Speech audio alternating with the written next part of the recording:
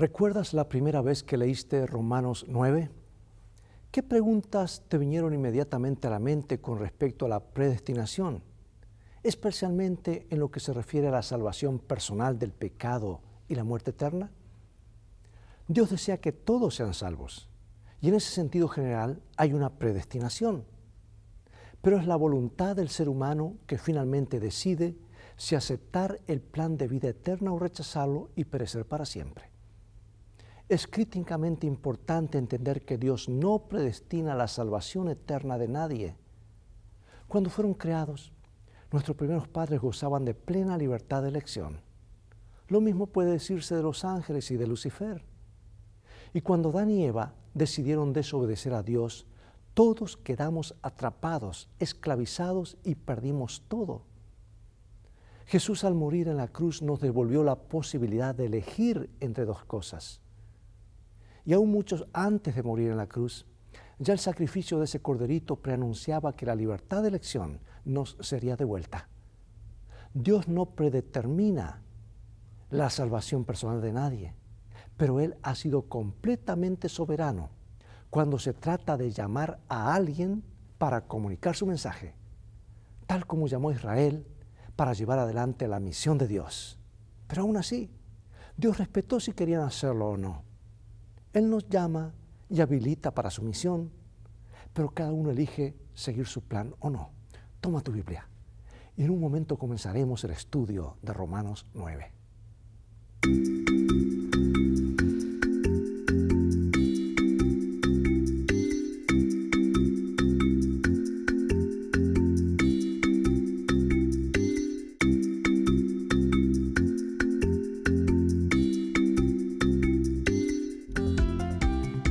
Lecciones de Vida, un estudio semanal de las lecciones de la Escuela Sabática. Comenzaremos el estudio de hoy con Romanos capítulo 9, versículo 18, y dice así: de manera que de quien quiere tiene misericordia, y al que quiere endurecer, endurece. Bueno, ¿de qué está hablando Pablo aquí al comienzo? ¿Qué pasa con el libre albedrío del ser humano y su libertad de elegir, sin la cual casi nada de lo que creemos tendría sentido? ¿No somos libres de elegir o rechazar a Dios? ¿O estos versículos enseñan que algunos son elegidos para ser salvos y otros para que se pierdan, independientemente de sus decisiones personales? Como de costumbre, la respuesta la encontramos contemplando el cuadro más amplio de lo que Pablo está diciendo. Y Pablo sigue una línea argumentativa en la que intenta mostrar el derecho de Dios a escoger a aquellos a quienes Él usará como sus escogidos. A fin de cuentas, Dios es quien tiene la responsabilidad final de evangelizar al mundo. Por lo tanto, ¿por qué no puede elegir como sus agentes a quienes Él quiere? Y mientras que Dios no le quite a nadie la oportunidad de la salvación, esa acción por parte de Dios no es contraria a los principios del libre albedrío. Más aún, no es contraria a la gran verdad de que Cristo murió por todos los seres humanos y que su deseo es que todos obtuvieran la salvación. Hace muchos siglos, Dios había declarado lo que aparece en Éxodo capítulo 19, versículo 6. Dice: y vosotros me seréis un reino de sacerdotes y gente santa. Estas son las palabras que dirás a los hijos de Israel. Dios necesitaba un pueblo misionero para evangelizar un mundo lleno de paganismo, oscuridad e idolatría. Escogió a los israelitas y se los reveló. Hizo planes para que llegaran a ser una nación modelo para así atraer a otros al verdadero Dios. Y fue el propósito de Dios que por la revelación de su carácter a través de Israel, el mundo fuese atraído hacia Él. Y mediante la enseñanza del servicio sacrificial, Cristo debía exaltar ante las naciones, debía ser exaltado y todos los que miraran a Él vivirían. Y a medida que Israel se multiplicara, a medida que aumentaran sus bendiciones, debía ampliar sus fronteras hasta que su reino abarcara el mundo. ¡Qué misión tan sagrada! ¡Qué privilegio y qué responsabilidad! Teniendo eso en mente, leamos ahora todo el bloque, Romanos 9, del 1 al 8. Y dice: por amor a mis hermanos, los que son mis parientes según la carne, que son israelitas, de los cuales son la adopción, la gloria, el pacto, la promulgación de la ley, el culto y las promesas, de quienes son los patriarcas, y de los cuales según la carne vino Cristo, el cual es Dios sobre todas las cosas, bendito por los siglos. Amén. No que la palabra de Dios haya fallado, porque no todos los que descienden de Israel son israelitas, ni por ser descendientes de Abraham son todos hijos, sino en Isaac te será llamada descendencia. Esto es, no los que son hijos según la carne son los hijos de Dios, sino que los que son hijos según la promesa son contados como descendientes. Y aquí Pablo está armando o construyendo una línea argumentativa en la que mostrará que la promesa hecha a Israel no había fracasado por completo, que existe un remanente a través del que Dios todavía se propone trabajar. Y para establecer la validez de la idea del remanente, Pablo se sumerge en la historia de Israel. Demuestra que Dios siempre ha sido selectivo. En primer lugar, Dios no escogió a toda la simiente de Abraham como su pacto, solo la línea de Isaac. Segundo, no escogió a todos los descendientes de Isaac, sino los de Jacob.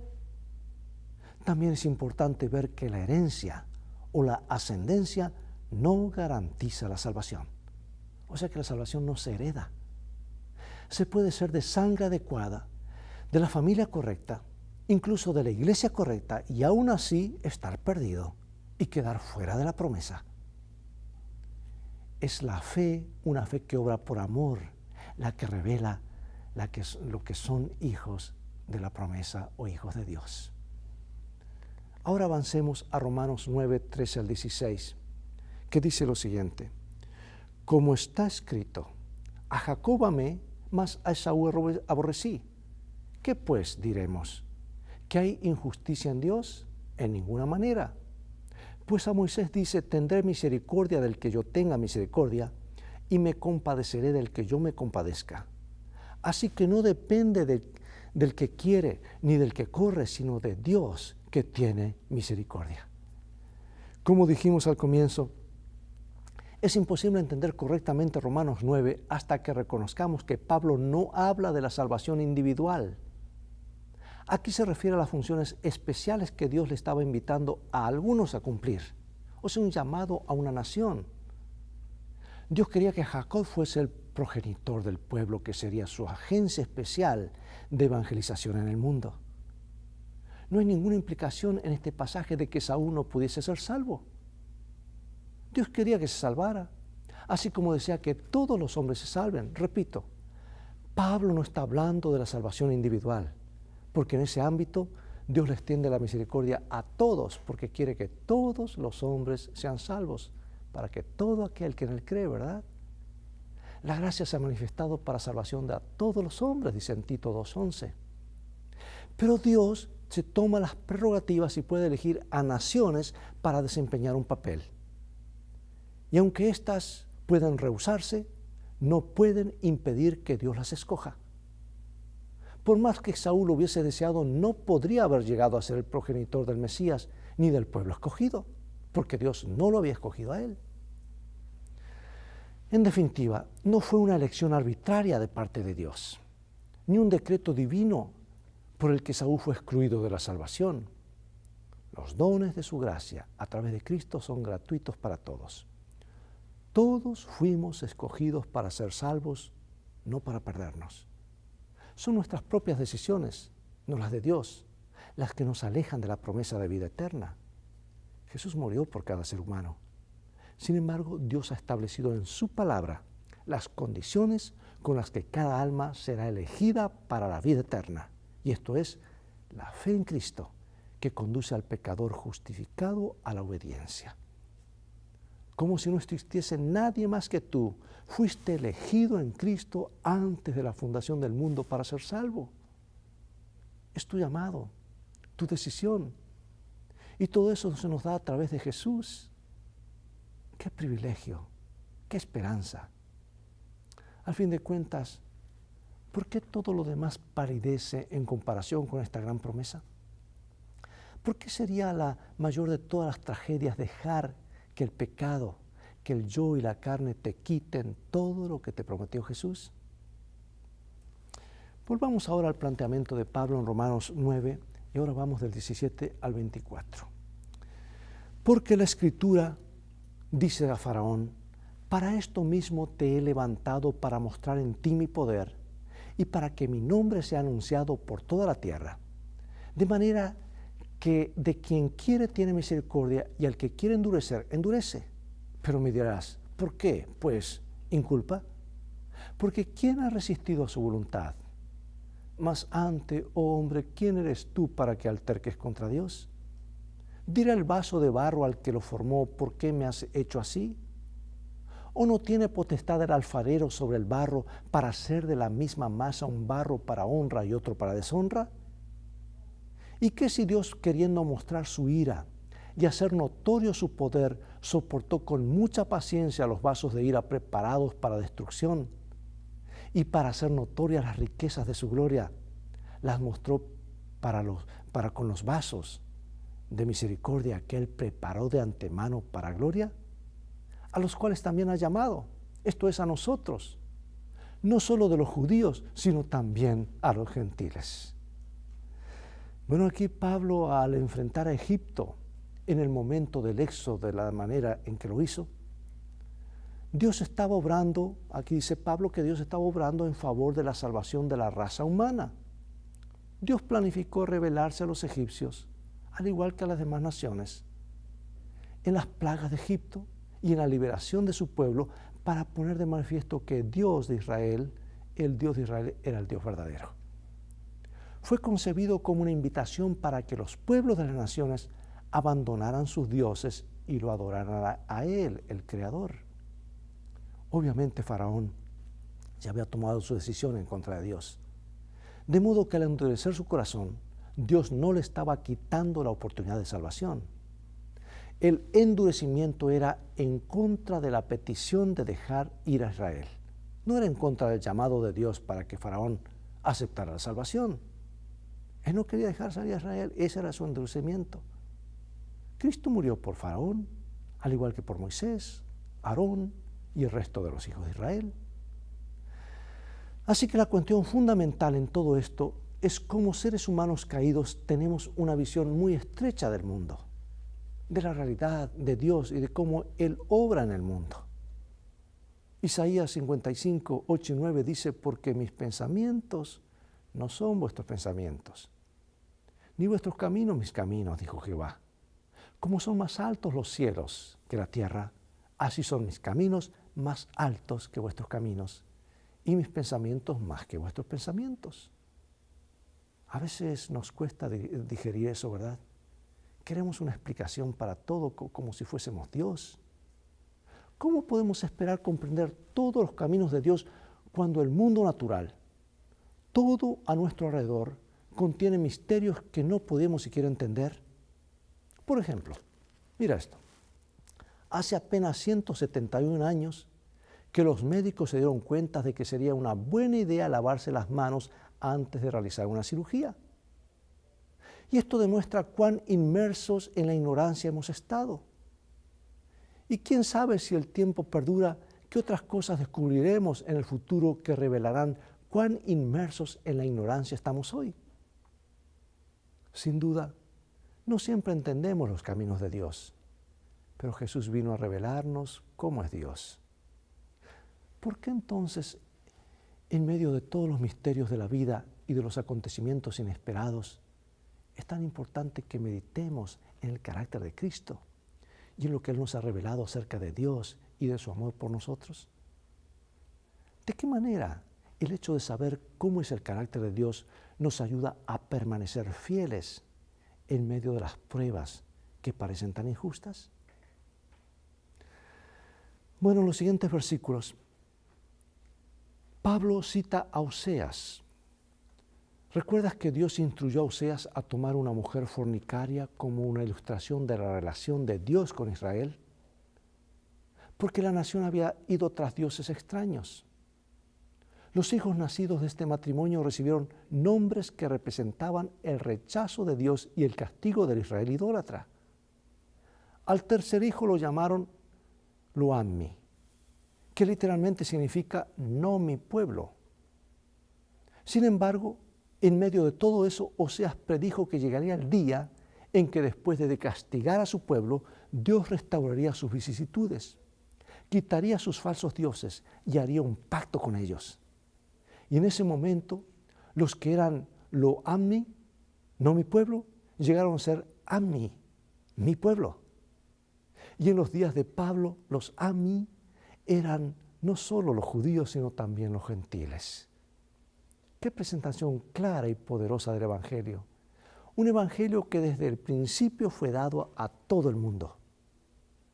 Hoy, como en la época de Pablo, y como en los días del antiguo Israel, las buenas nuevas de la salvación se difundirán por todo el mundo. Y Dios ha llamado a un pueblo para que lo haga. Y ahora llegamos a los últimos versículos del capítulo 9 de Romanos. Vamos a leer los versículos 30 al 32. Dice, ¿qué pues diremos? ¿Que los gentiles que no iban tras la justicia han alcanzado la justicia? Es decir, la justicia que es por fe. ¿Mas Israel que iba tras una ley de justicia no la alcanzó? ¿Por qué? Porque iban tras ella no por fe, sino como por obras de la ley, pues tropezaron en la piedra de tropiezo. Como está escrito, he aquí pongo en Sión piedra de tropiezo y roca de caída, y el que creyere en él no será avergonzado. Bueno, ¿cuál es el mensaje aquí? Y más aún, ¿cómo podemos tomar este mensaje que fue escrito en determinado momento y lugar y aplicar sus principios a nosotros hoy? ¿Cómo podemos evitar cometer los mismos errores que los israelitas en nuestro contexto? Sí, para muchos Jesús es una piedra de tropiezo, pero para quienes lo conocen y lo aman, es otro tipo de roca, la roca de mi salvación, como dice el salmista. Con palabras inequívocas, Pablo les explica a sus compatriotas por qué se están perdiendo algo que Dios desea que tengan y que además es algo que en realidad están buscando pero que no lo consiguen. Curiosamente, los gentiles a los que Dios había aceptado ni siquiera se habían esforzado por obtener esa aceptación. Estaban tras sus propios intereses y sus propias metas cuando el mensaje del Evangelio los alcanzó. Y al comprender su valor, lo aceptaron, fueron sinceros. Y Dios los declaró justo porque aceptaron a Jesucristo como su sustituto. Fue una transacción de fe. El problema con los israelitas era que tropezaron con la piedra de tropiezo. Algunos, no todos, se negaban a aceptar a Jesús de Nazaret como el Mesías que Dios había enviado, pues no cumplía con las expectativas del Mesías o con sus expectativas que ellos tenían como pueblo, como individuos. Por lo tanto, le dieron la espalda cuando vino. Y ahora ponte a pensar, hago aquí una pausa. Ponte a pensar. Viene Pablo y comienza a predicarles algo totalmente nuevo para ellos porque ellos seguían esperando al Mesías. Y al seguir esperando al Mesías ponían esa promesa en el futuro. Y Pablo dice, está aquí, ya llegó. Era una lucha hacerlos aceptar. Pregunto, ¿alguna vez consideraste que Jesús era una piedra de tropiezo? Ellos lo consideraron. Y dices así, ¿cómo es eso? Es decir, ¿qué hiciste para caer en esa situación? ¿Cómo saliste y qué aprendiste para que ojalá nunca vuelvas a encontrarte en ese tipo de relación con Jesús?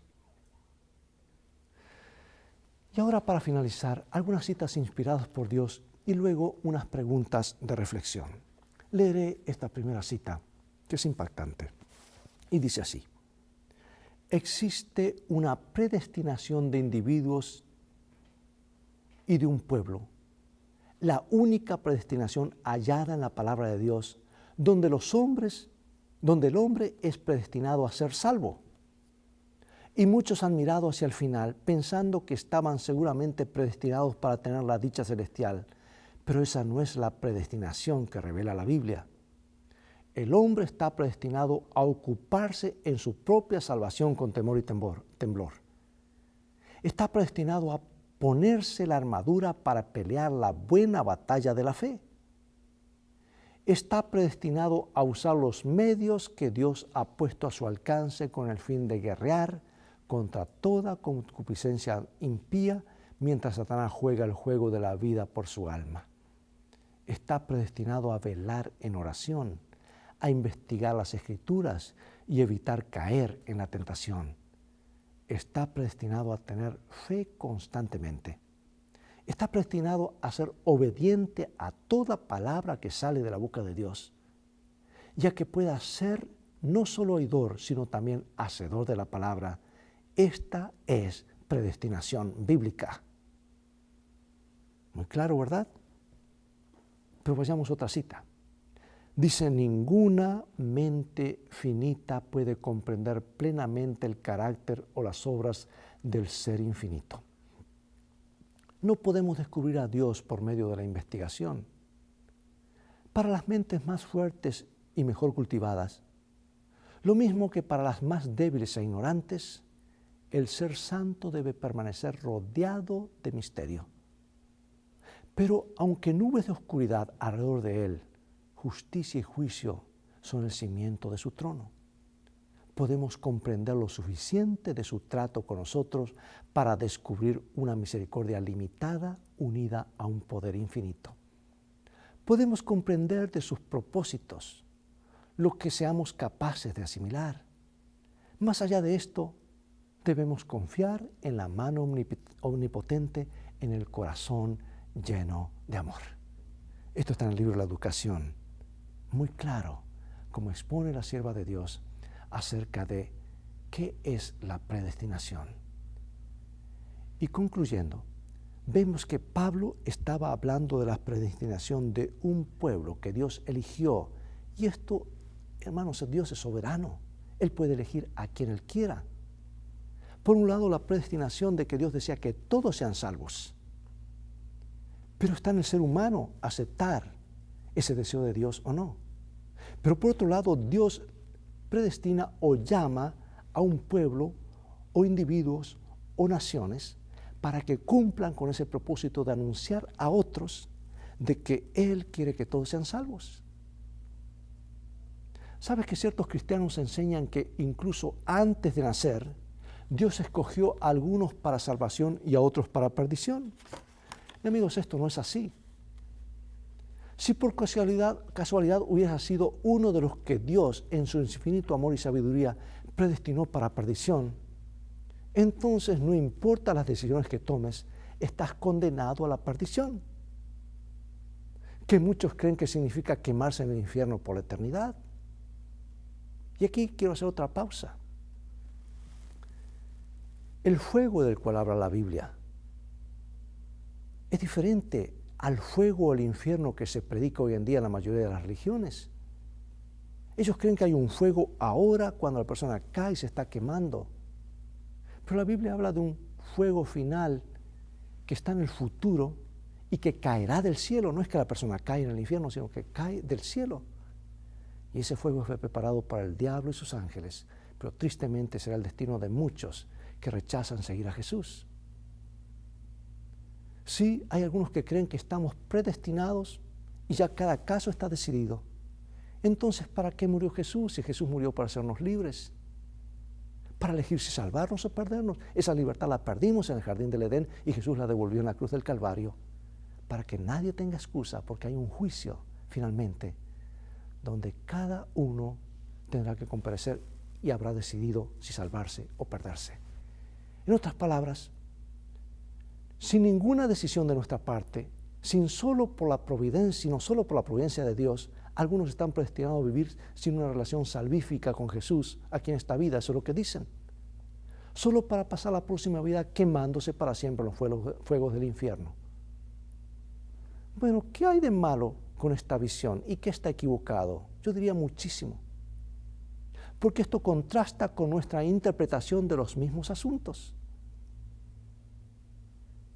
¿Crees que la Iglesia Adventista del Séptimo Día y su propósito en el mundo actual se equipara con el papel del antiguo Israel en su época? Yo lo creo firmemente.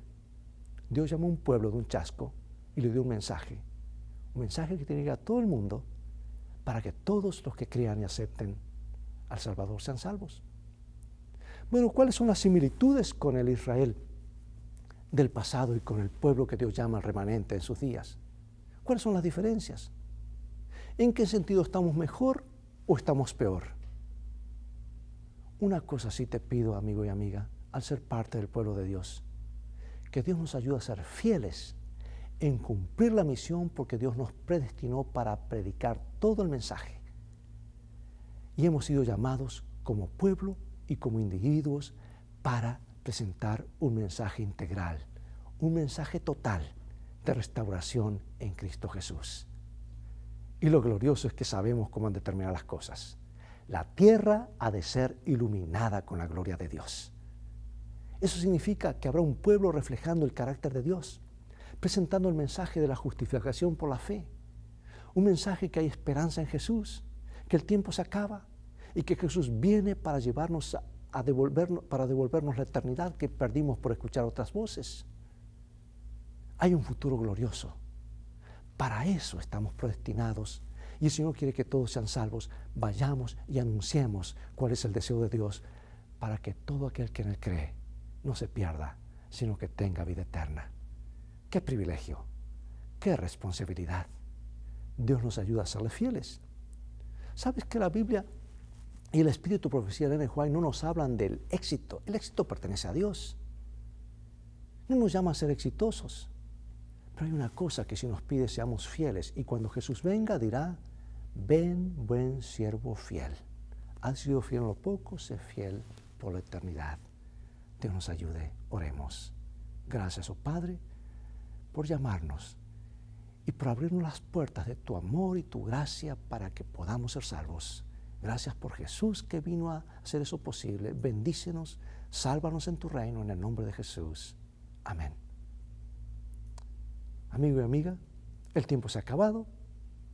Es todo el tiempo que tenemos por hoy y ha llegado el momento de despedirnos, y será hasta el próximo programa de Lecciones de Vida. Espero que el programa de hoy haya traído un rayito más de luz del cielo a tu corazón. Dios te bendiga.